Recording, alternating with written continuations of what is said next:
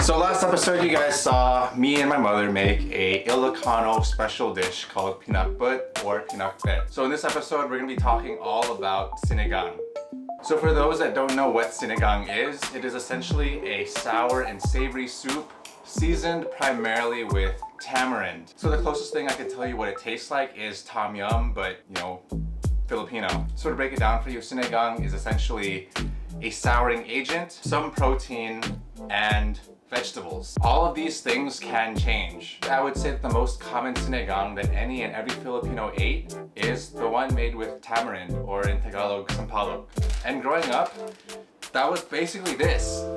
This is the tamarind that I grew up eating to make sinigang. I was pretty surprised to learn when I was in the Philippines that people actually make sinigang with actual real tamarind. And while making sinigang with actual tamarind is more laborious and time consuming, the flavor difference is outstanding. And as you'll see in the video, you'll even learn how to make your own tamarind paste at home and what it looks like. After being in the Philippines, the cool thing I learned about sinigang is that it can be soured by so many different things. The standard is tamarind, but there's also unripe green mango, guava, and a bunch of indigenous Philippine fruits that I've never heard of until I went there. Kamyas, batuan. I think we even make one with pineapple too. And then as for proteins, you can either go with pork or seafood. The one that I grew up eating a lot was made with shrimp or this fish local to my mom's province called bangus. If you want to ball out, you can even make sinigang with beef. This episode, one of my Kapampangan friends,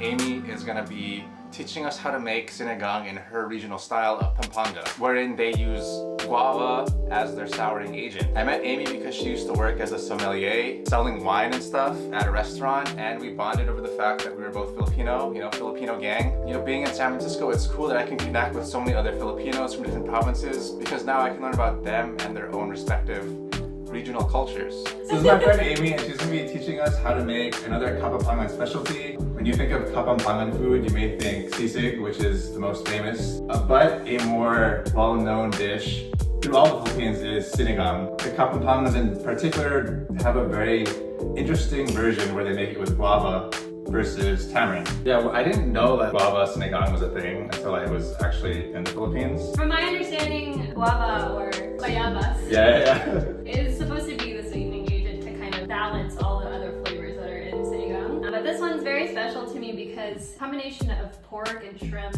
which I grew up eating, alongside chilies and tamarind and guava. We did all the prep before this, so we could just show you how to make it. But to give you a quick rundown of the ingredients, we have guava, and then yam leaves and the stems, gabi or the yam itself, chilies, shrimp. The pork was already boiling, and I boiled it in water to discard the scum, the dirt, and then fresh water, get it boiling up with aromatics, so garlic and onion. I added the gabi or the edu, which is a taro root, and it'll add a really nice texture to the soup. It'll almost make it a little thicker. Yeah, I definitely noticed that. For people that don't know, sinigang is the quintessential soup of Philippines. A lot of Filipinos I talk to are this is definitely one of my deathbed meals, or top 3 favorite Filipino dishes ever. It kind of shows you that this dish is so intrinsically tied to Philippine culture and Philippine food. You know how the Filipino national dish, adobo, several different types, many different types of adobo.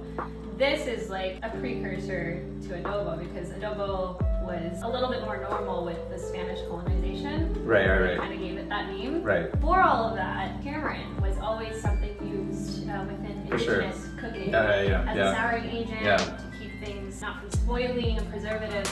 And so this outdates adobo. And so I think it should be the national dish. Sinigang is so regional. The Kapampangans use guava. But yeah, so we got that going, and then I added in the gabi and bayabas, or the guava. And what I did is I bought these from the store, and then I let 2 of them ripen for a couple of days to get the sweetness. And then 1 to keep it sour. We're using tamarind paste today, or the pulp actually. If you're just using the guava, you want half and half of unripe and ripe. It's a very simple dish to make, and I think a lot of Filipino foods are relatively simple, large pot meals that you just prepare for your whole family.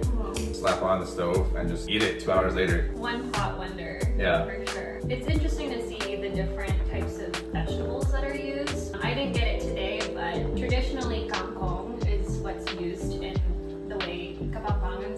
Oh, really? This sinigang. Why? Water spinach is just generally really easy to get out there. It grew right near like the rice fields. So this is called, I'm gonna butcher it, but I butcher like a lot of things in Tagalog, so it's all good. it's in Kapampangan, it's called talbos ng kamuti, and in Tagalog it's called dalhon ng kamuti or kamote. So yam leaves. So I just added some tamarind pulp. I want the tamarind to mingle, so I'm putting it in pretty early. I'm gonna beef it up with a little bit of pork stock that I made yesterday. You're consistently just testing along the way. I also added in some peppers, and then I added some bird's eye chili because I like things really spicy. It's kind of different for some people, but sometimes people like to take the guava out and then like push it through a mesh strainer to get the seeds out. It's actually common to put in a little bit of like brown sugar, cane sugar too. For the Kapampangan version, to get like the sweetness. A little sweeter, yeah. Interesting. Doesn't taste so much yet, but we're gonna keep on adding. I think Filipino food is just very much to your flavor. Yeah. Like your panlasa. What is it? Panlasa? Could be wrong. Panglasa? Yeah. Yeah, lasa is taste now. For someone's taste. Ah. Yeah, it's definitely rare. At least in my family, we always use the normal tamarind packet. It's definitely like a next step and above to just make your own tamarind paste and then like make sinigang that way, because the flavor and the texture is like so much more different. You don't get that like MSG headache. Is there anything that your mom told you like as she was cooking this? Because you said you grew up eating this a lot, so.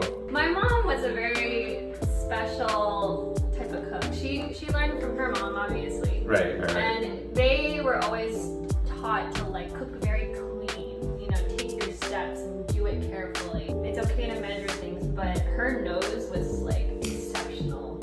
My mom could tell whether the pork was female or male. Are you serious? Yeah. That's At least crazy. that's what she told me. That's crazy. So her nose is really on point. Maybe that's why I ended up being a somm later on in life.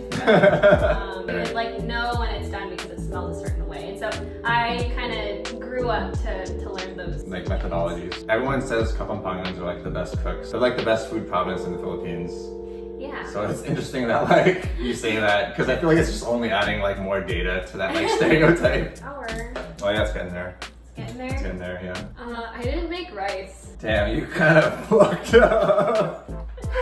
No, it's all good. It's all good. Rice? Yeah, this is like one of those dishes you need. You need rice to get it. Right now I'm taking out the gabi or the edu. So it doesn't overcook. Yeah, because it's kind of like getting a little bit more thick. Now I think I'm gonna add in our shrimps, and what I'll do is actually just do the heads. It'll turn this like bright red. I'll take out the heads after a couple of minutes, but I just want all of that brain juice, and then I'll put in the bodies a little after. Did you have any special ingredients that your parents would? I think because my mom is from Pangasinan and she like it's very close to the sea. She just really loved seafood. But yeah, other than that, I don't think Ilocanos have a particular style of sinigang that's different. Could be wrong. Someone prove me wrong. Oh, nice. It needs MSG. And at this point, close the pot, let it go, Word.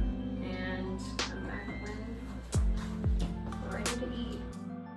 When you've seasoned your sinigang to its desired sourness and flavor, simply add the remainder of your vegetables and bring the pot to a final simmer. The whole cooking process takes around an hour, but as you've seen is relatively easy and simple to do. The hardest part is preparing all of your vegetables and creating a flavorful broth, either pork or seafood based, and even taking the extra step to make your own tamarind paste. But after boiling and creating your broth, just add all the vegetables with the ones that take a longer amount of time to cook at the beginning. And of course, the vegetables you choose are entirely up to you. Hey guys, thanks for watching this video on how to make sinigang sa bayabas or sinigang with guava. Hopefully the recipe was easy to follow along. Honestly, making sinigang and a lot of other Filipino dishes are really simple to make. They just require some prep and putting stuff into a pot, letting it boil, and really simmering to let the flavors meld together. If I could give you one takeaway, it's that you can make sinigang with any souring agent. As I said in the beginning of the video, you can use many different types of fruits. So the Kapampangans use guava, the standard is with tamarind only. You could definitely make this at home in America or any other country. Just be creative, use maybe peaches. If you are in the Bay Area and interested in trying out some of my friends' Filipino food, check out my friend's pop-up. Guava Sinigang was actually recently featured on one of the menus at Honeybee Bundles. As always, thanks for watching and tune in and wait for the next episode, which will be another ubiquitous Philippine staple adobo, but a different regional version found in the Visayas.